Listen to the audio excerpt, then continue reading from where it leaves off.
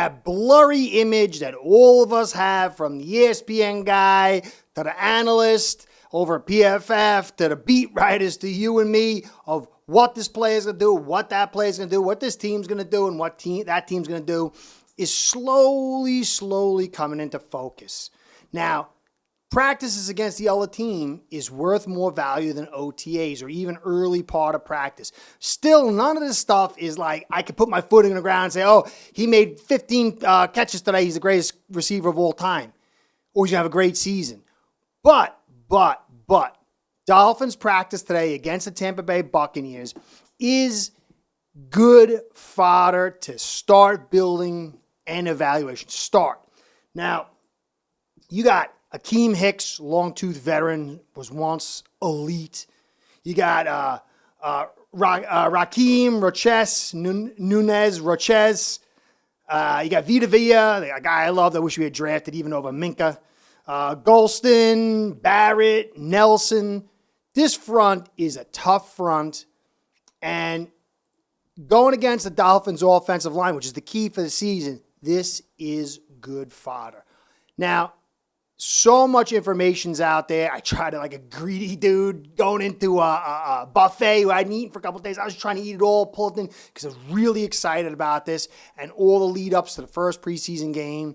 Tomorrow's Patriots game is a big one for me. I can't wait to watch that. So we're starting to actually see what we have. Now, we're not going to know until the first really quarter of the season, but we're getting to see some signs. So all this information that was out there, I'm going to try to pull from it what I feel is legitimate, talk about some other stuff, and kind of cover day one of this practice with the Tampa Bay Buccaneers. Now, going to use that chapter thing the Tech Wizards have added to the show. We'll have multiple topics and stuff, so you're going to be able to pick what you want, and I really like it. Now, I know what these chapter things are. I think they're great.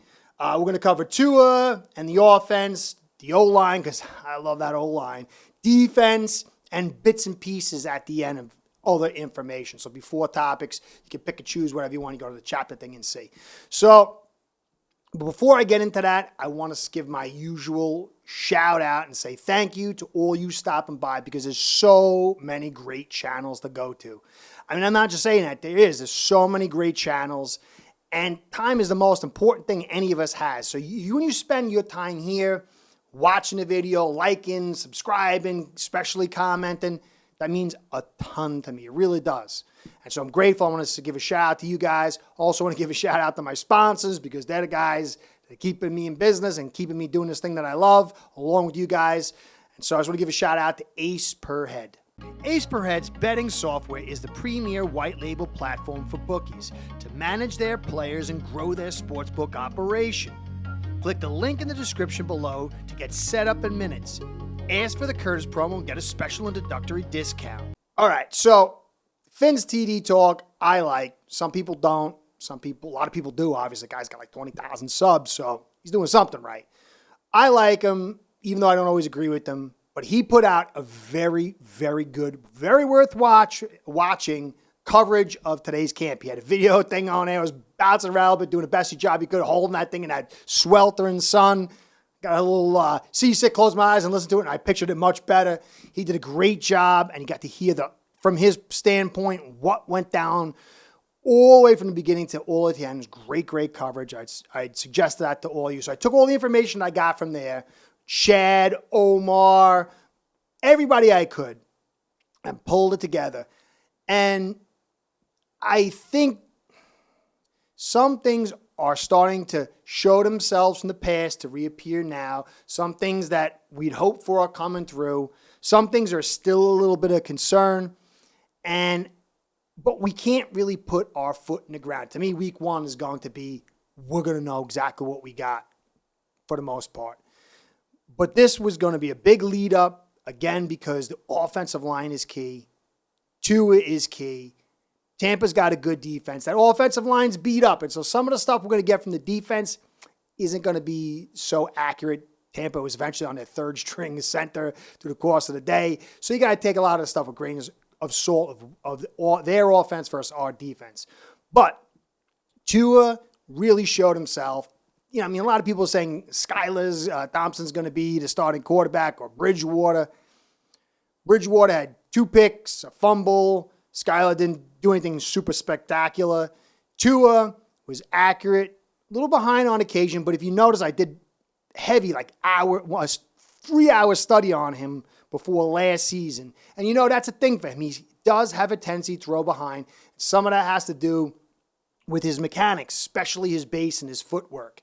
And so he has excellent accuracy and ball location for the most part, but he has a tendency to throw a little behind when he lets his mechanics go. And this is something he's going to hopefully fix. We saw a little bit of that, but for the most part, he was hitting big chunks. He hit a deep out or two. And TD was talking about how we weren't going deep and we were doing a lot of underneath stuff. And I thought he was a little bit wrong on this. For this, the reason is the defense of Tampa was playing over zone. As a quarterback, you don't just say, "Oh, we're going deep, we're taking deep." You take if you're a good quarterback, you take what the defense gives you, and on occasion, you take something if you got enough cerebral understanding of the game and arm, and you can sometimes take things if you got the right receiver. But for the most part, you're just taking what the defense gives you, and they were giving them the underneath. Had some consistent play underneath. Tua did really well. For what it was, 7-7s, 11-11s, no hitting, and, whatever. For the framework of this thing, he did pretty good. Showed he could throw deep and yada, yada, yada, but clearly separated himself from Bridgewater and Thompson. But again, it's early. Let's see how it plays out for those who still hold out hope that the other two are going to supplant Tua. Now, Izukanma, I think I'm getting his name right. He kept showing up over and over and over. Again, this is a very loose framework. They're not buckling down on the receivers, but this kid is definitely popping and showing that he's got something to offer and worth the pick. I still worry about the center position, but this kid looks like he's going to offer a possibility to be a very good pick. And so that's really, downside, the run game wasn't too hot, which is expected. And I'm going to get into that in the offensive line. But overall, it wasn't too bad. It was not an ugly display at any regard, in any part of the offense aside from Teddy Bridgewater. But again, he's learning a new system. Let's not say he's garbage or whatever the case may be. So that's what we got on offense. Now, the offensive line, Jackson struggled a little bit from what I heard. I didn't see every play, but from what I was hearing, he got beat a little bit, some problems. And Robert Jones had popped a couple of times and be able to move some people. Now, with Hunt's dropped weight, I'm wondering if it's just a matter of time for Hunt to kick out to that tackle and Jones to slide into guard. I'm not writing Jackson off because I was talking to somebody. He's like, Jackson. Like this guy, though, he's got to prove something. It's year 3. He was 18th overall pick, and he hasn't shown anything to be the guy. Now, we still got to see. We got to see the rest of this practice. This is a very tough crew to handle, and this is an elite front, okay, and lots of veterans. But Jackson, from what I heard, didn't have a stellar day and popped up on the radar as far as not doing so hot. Now, the offensive line as a whole, there was one play where Connor and Hunt were just left on the floor, blown up, couldn't handle the run. But as far as Connor goes, he had a few awkward snaps, but he was handling Vita Vea on occasion, handling him, battling him. And this guy is like 50 pounds, 40 pounds bigger than Connor. And he's an elite talent inside as far as power goes. And so just the fact that Connor was able to hold his own and win some is an amazing sign for possibilities. You still got to have a little concern about the snaps, but I'm not really that concerned. I was talking to somebody in the comments, and why I love comments so much. They were saying there was a practice where it was raining. He was snapping in the rain. And so there's a lot of stuff that he's learning through, and he's going to get through it. I still worry about the critical situations and situations he hasn't handled, like snow and cold, that you're not going to be able to really simulate going into games. But the rain situation, getting it more on mark for the most part, I think he's going to handle it. We'll see. Come preseason game, we'll have eyes. And if there's 3 or 4 bad snaps, I would say worry. But at this stage, I think he's trending in the right direction. Dita came back, but Dita's not the guy. He would be gobbled up. I'm sure he had to be gobbled up if he even went against Vita Vea on any snaps, because he's probably second string, so I don't know if they matched up. But Connor being able to hold that power. There's not a lot of power in the AFC East as far as in that interior plugger. It's a lot more speed and agility and stuff. But the fact that he could, and it looks like the snaps are starting to get a little more online. Him and Tua seem to really like each other and are working real hard. So I still think this Connor situation at center is headed the right way. I would have liked to have had a veteran center come in, but that's not to be. Greer is clearly wants to give Jackson all the rope he can to sink or swim on his own, and Eichenberg as well. But I felt like there was some good signs that Hunt could slide out to that tackle, and Robert Jones could come in at the right guard. And with Connor, Eichenberg, and Armstead, that's a solid backup plan for me. Still hoping Jackson can do it. Still hope for the kid. I'm not saying I think he's going to, but still hoping. So, again, like I said, the run game was a little ugly. We didn't get much going in the run game. Zone stretch is difficult. It takes some time. I have to see why it didn't happen. But their run game wasn't going anywhere either for the most part. Of course, they were down linemen from last year, and they're down Jensen, their center, and we're on a third-string center at some point. So, but they're not really a heavy run team, but we're supposed to be. So we got to get this run game going. Now, on defense, it's really hard to gauge anything. You know, Xavier Howard was beat on a big play for once, whatever, you know. We can't write anything about that. But certain things are trends from the past. One play, Baker dropped with his back to the quarterback, and he was kind of beat. Something he does. His coverage is not good enough, hasn't been good enough for a guy that small. Blitzing, he's excellent. I mean, near elite. Tackling, chasing, being the dog, near elite. But he can't take on blockers, and his coverage isn't as good as you want for a guy that size. Now, this isn't, I'm not saying mail it in, but this is something he should be past. You shouldn't be seeing that at this stage of his career. I didn't get to see the play, but that's the report that I got. And then Noah, he had a nice breakup on a screen where he read it really well and attacked it, but then he was beat multiple times. One time he had good coverage, but somebody was saying he was mossed, and he got someone over and grabbed the football over him.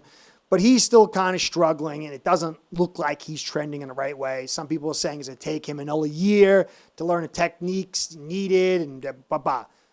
As far as this year, it's not heading where he's going to be the third or fourth guy, or really be able to play that boundary if Jones or Howard goes down.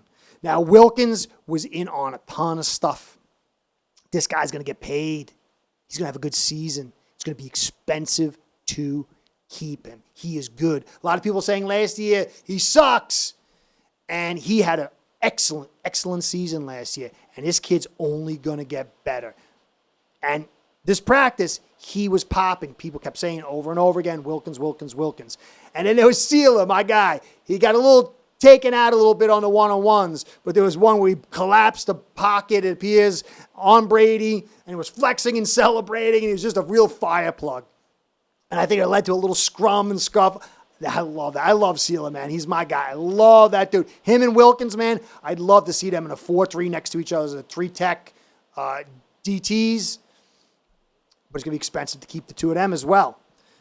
So there's Nick Needham. Had a nice breakup and still looking to continue building from what he was in the past. And this guy's another great find. So there's some good and some bad. More good. Got to see how it keeps developing. Hopefully Noah can get himself together. but I wouldn't bank on it. And then last, I think one of the things I did here is called Adam Shaheen. When you do this thing here and your brain sometimes gets fried. I suck with names. So Adam Shaheen was traded for a fifth round pick. A sixth round pick. We sent him and a seventh and got a sixth round back. And I understand it. You got Long, Gesicki, Smythe, and I think there's another 2 guys or whatever. I understand it. But he was the best run-blocking tight end we have. Problem with the inconsistency with the injuries, but he could catch occasionally. But that run blocking, he was really good. And I'm worried that loss is going to hurt us. We need to run this football. And Smythe, he's feisty, but he's not a great run blocker. Gesicki's not a great run blocker. Long's not a great run blocker. And he's kind of not really shown himself to be the guy to pop up. And I worry, again, if Greer is banking too much on Long, even though he spent the third on him. But we'll see. We got to get this run game going. So I was bothered by that, but I totally understood it. I mean, it was just a matter of time. And then Gesicki, though, I keep hearing he can't seem to find his way through the passing game, get hooked up. And that's a little concerning. I mean, it shouldn't be big-time concerning because I think it's going to evolve in all the ways. There's plenty of time for him to catch up and get into it. But it is a little concerning. We'll see. The last bit, there was the end of the practice, and Miami had 3rd and 6 and decided to run the football instead of pass it. Time ran out. They couldn't get the field goal team on the field and missed the field goal. I thought that was a little sloppy by the coaches. I didn't understand. I don't know why. Maybe they just want to see the run attack, but I thought that was a little sloppy. But this is where you want them to be sloppy. Again, it's all aiming towards that first preseason game. So that's it. That's what I got. Just a little stuff here. We'll see. Tomorrow should be another fun day for us with the coverage. Again, TD Fins Talk, thank you for the coverage. I really enjoyed it. Curtis saying thanks for staying to the end. Catch you next time. Go Fins. Start building your own online sports book today by getting signed up with aceperhead.com service that'll allow you to book action on sports from all around the world.